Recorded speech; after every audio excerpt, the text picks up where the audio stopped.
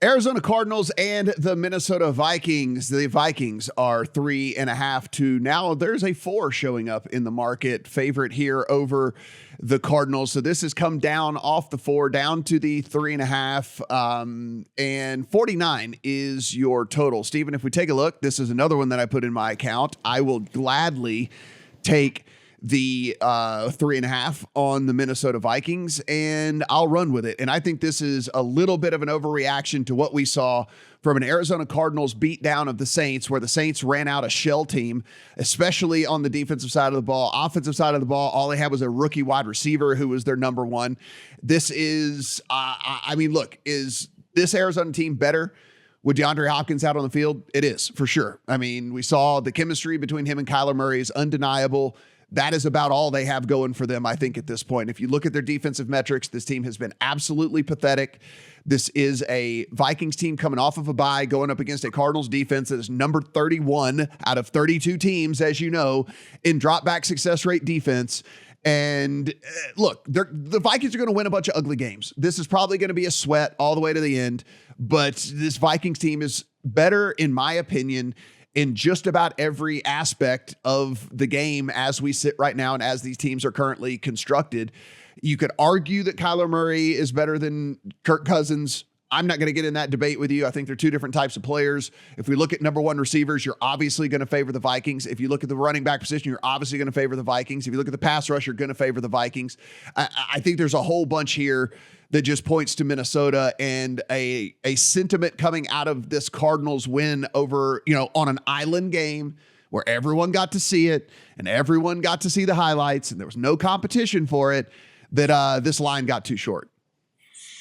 I really want to fade the Vikings because you and I are on opposite ends here. I think the Vikings, I've concluded through what I looked at this week, that they have a resume as unimpressive as the Giants, despite their record. I'm lowest on them on the staff at number 10. They have played the 7th easiest schedule of defenses. The offense is really confusing. They are very guess what, consistent. buddy? They got one of the easiest schedules remaining in all the NFL. So if you're not going to buy, I guess you're never going to buy in because they're playing easy games the rest of the year.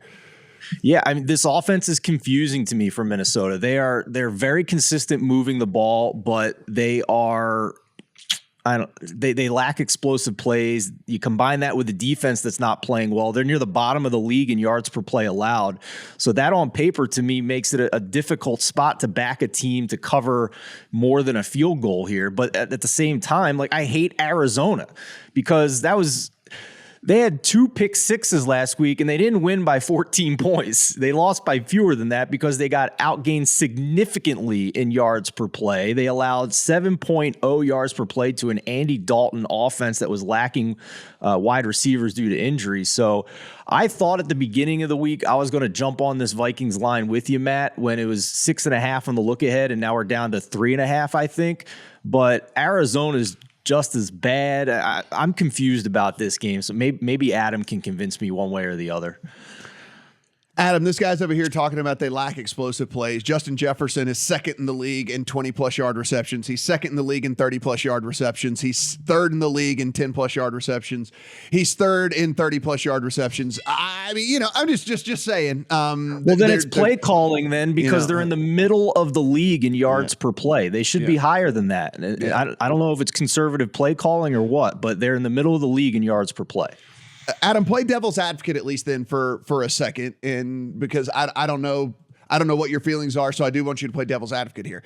What is the path here, I guess, for Arizona in this? Is it that the Arizona we saw against the Saints wasn't due to the Saints having a beat up secondary and missing a bunch of starters, that the Arizona Cardinals are actually that much better basically overnight by putting DeAndre Hopkins on the field?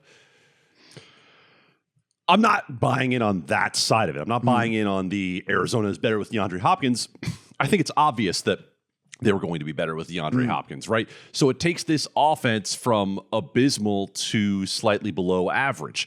Now, you're still really banged up on the offensive line. This might be the worst injury mismatch in terms of one team having all sorts of trouble and the Minnesota Vikings coming off the bye being pretty clean. But I'll make the case for you. I'll play devil's advocate and say that you said Minnesota's going to win a bunch of ugly games, right? And what we've seen is that Kevin O'Connell's decision-making is okay, not great, not terrible.